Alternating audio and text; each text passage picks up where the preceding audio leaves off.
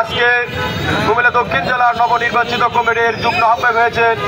এর জন্য নাঙ্গল পৌরসভা ছাত্র দলের পক্ষ থেকে ওনাকে শুভেচ্ছা ও ধন্যবাদ জানাচ্ছি। আমরা একটু আগে জানতে পেরেছি আমাদের নাঙ্গলকোট উপজেলা বিএনপির অহংকার দুঃসময়ে বিএনপির যিনি দায়িত্ব পালন করেছেন উপজেলা বিএনপির সম্মানিত আহ্বায়ক জনতা জনবন্ধু জনতা জনাব জজির আহমদ ভূঁইয়া সাহেবকে কুমিল্লা দক্ষিণ জেলা বিএনপির সংগ্রামে যুগ্ম আহ্বায়ক নির্বাচিত করে নাঙ্গলকোট উপজেলা ছাত্র দলের পক্ষ থেকে রক্ষণ শুভেচ্ছা অভিনন্দন জানাচ্ছে। প্রিয় উপস্থিতি, আপনারা জানেন জনতা জজির আহমদ ভূঁইয়া দুঃসময়ে গত ৬টি বছর এই নাঙ্গলকোটের দায়িত্ব পালন করেছেন।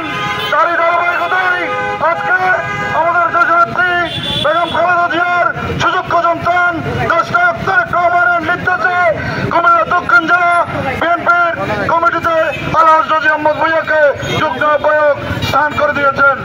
নাঙ্গলকোটের অপূর্ব জনতার এই পরের দাবি ছিল আলহাজ জজির আহমদ ভূঁইয়াকে কুমিল্লা দক্ষিণ জেলা বিএনপির আহ্বায়ক যুগ্ম আহ্বায়ক নির্বাচিত করার জন্য।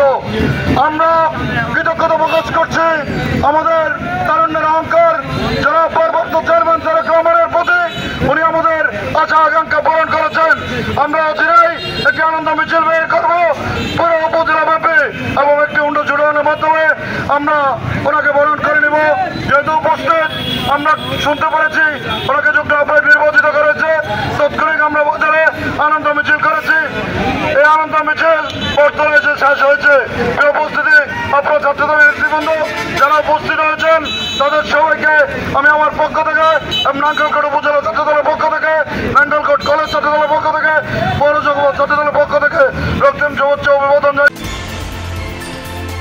আপনারা দেখছেন CS টিভি, আমরা জনতার কথা বলি।